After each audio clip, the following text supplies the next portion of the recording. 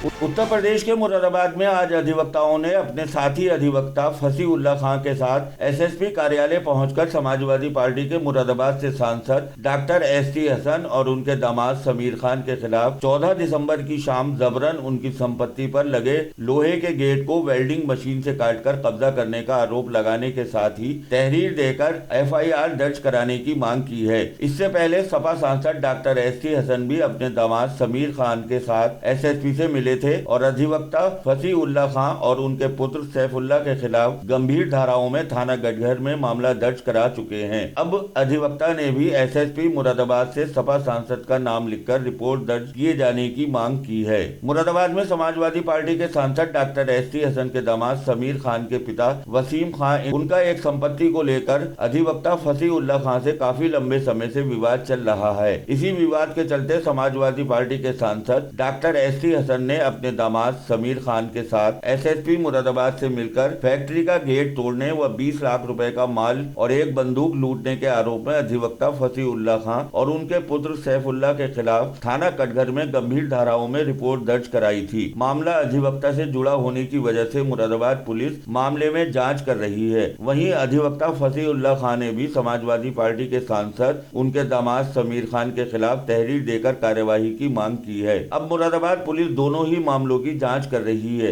एक तरफ अधिवक्ता हैं तो वहीं दूसरी तरफ समाजवादी पार्टी के सांसद। इस संबंध में फसीउल्लाह खां एडवोकेट ने सिटी चैनल संवाददाता को बताया। नाम है सर आपका? मेरा नाम फसीउल्लाह खां एडवोकेट। बोला जी, क्या था पूरा मामला? मामला यह है कि मेरी जगह गढ़ शहीद पर एचएसबी कॉलेज पुराने बरफ खाने के बीच में बहुत बड़ी है। एक पोर्शन में एसटी हसन का समझी जिसका नाम वसीम, जो इस वक्त ताज बैंक्वेट हॉल वालों के साथ धोखाधड़ी में किए जाने की वजह से 35 करोड़ का घपला, उसमें इकोनॉमिक विंग्स न्यू दिल्ली की से अपराध संख्या 69/18 149/18 तिहाड़ जेल में बंद है। मैं उसके खिलाफ पैरवी कर रहा हूँ। मैंने अपोज की है उसकी बेल। ये सब बहुत चढ़े हुए। उसके बाद से ये मेरे ऊपर एसटीएसन खुखार हो रहे हैं, दबाव डाल रहे हैं, कुछ मत करो। एमपी साहब, एसटीएसन एमपी वो शामिल हैं, वो भी इसमें है। वो लेक बनते हैं, वो भी भू माफिया के साथ है। इनका समझी है। इनके अपने दामाद से मेरे खिलाफ झूठी रिपोर्ट लिखाई है मेरी जगह पर। एक तब एडमिट कर रहा है कि मेरा कब्जा है और उसके बाद उसमें मेरी जगह में घुस गए। एडमिनिस्ट्रेशन की सहूलत से पुलिस वहाँ मौजूद, मैं फ़ोन कर रहा हूँ, मैं डीएम साहब को फ़ोन कर रहा हूँ। सब ने मेरे साथ ज्यादती करी। मैं कानूनी कार्रवाई करूँगा। आज मिलने आया था। किससे मिले थे? अब हम गए थे एसएसपी से मिलने, वो आज मिले थे। बाकी से हम अभी बात नहीं करेंगे। उनका कहना यह था आपने और वो फर्जी उस दिन जीएसटी वालों का फर्जी बाहर से 40 करवा रहा था, पकड़ा।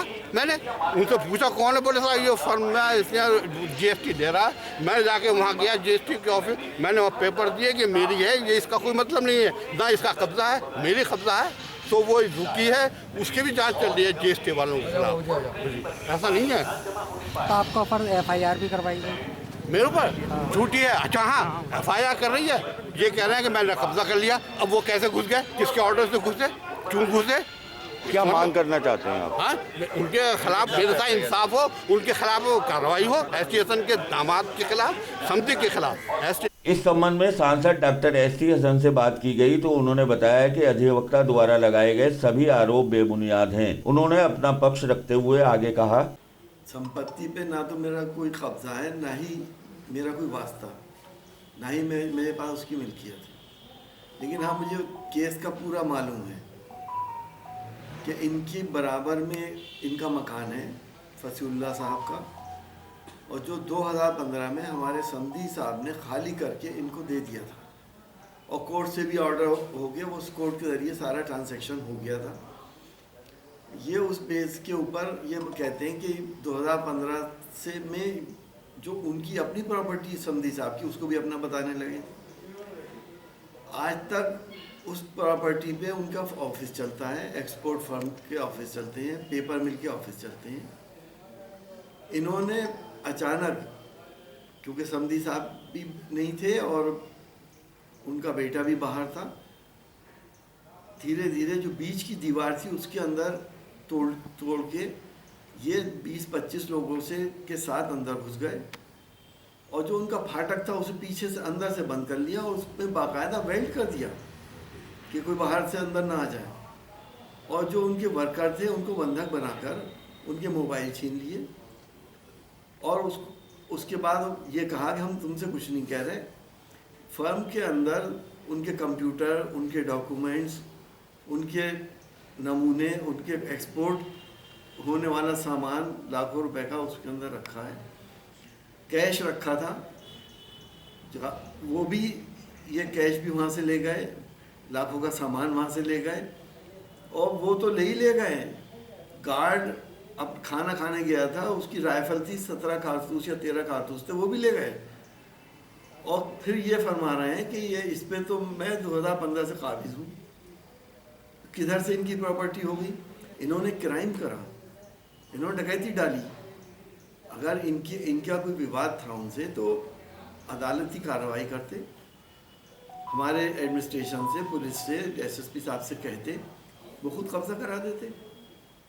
दिन के उजाले में ये काम हुआ। इसकी रिपोर्ट करी हमारे रिश्तेदारों ने, हमारे समधी लोगों ने, और रिपोर्ट में उनको बताया गया कि इतनी बड़ी डकैती हुई है। उसके बाद फिर एप्लीकेशन दी कि हम अपनी फैक्ट्री में जा रहे हैं, कोई शांति भंग ना करने की कोशिश ना करें, और अगर कोई ऐसा करता है तो हमें पुलिस प्रोटेक्शन दिया जाए। पुलिस वहाँ मौजूद रही। उसके बाद वो अपनी फैक्ट्री में गए, उन्होंने जो वेल्ड किया था उसे तोड़ा, उसे काटा और अंदर सारा इंस्पेक्शन करा, वीडियोग्राफी कराई कि इन्होंने क्या क्या हरकतें करी। उसके बाद आईओ ने कल सारी इंस्पेक्शन करा। इनके ऊपर जो धाराएं लगी हुई हैं, क्योंकि इन्हें तो ये एहसास था ना कि ये शहर के सीनियर वकील हैं, इनके साथ तो कुछ भी नहीं होगा, चाहे कुछ भी कर लें। और इनका मिजाज भी इसी तरह का है। वहाँ के लोग बताते हैं कि कब्रिस्तान पे भी इनका कब्जा है, उसको कब्रों को इन्होंने प्लेन करने के बाद उस पर कब्जा कर लिया। वहाँ पे एक शादी हाल बनाना चाहते हैं, लोग बताते हैं, लेकिन इसका मुझे पूरा इल्म नहीं है। और भी बहुत सी दुकानों पे, मस्जिद तक को कहते हैं कि मतलब आपका कहना है ये जो आरोप लगाए हैं वो सब झूठे निराधार हैं। वर्तमान में किस, मेरी बात मत काटिए आप, मेरी बात पूरी सुनिए। ये तो मस्जिद को भी अपनी बता रहे हैं, ये भी तो पूछिए इनसे कि मस्जिद आपकी है क्या और पूरी दुकानें इनकी हैं क्या। तो ये आरोप किस बात का लगा रहे हैं? इनकी प्रॉपर्टी पे कौन गया? क्या मैं गया था? यहाँ से कोई गया नहीं, वो उनके अपने आदमी, उनकी फर्म के लोग वहाँ पे गए और अंदर अपने ऑफिस में चले गए। एक नॉर्मल सी बात है। अब वर्तमान में किसका कब्जा है? जिसकी वो फर्म है उनका कब्जा है। और ये फर्म भी किसी से किराए पे ली हुई है उन्होंने, जिसने 2015 में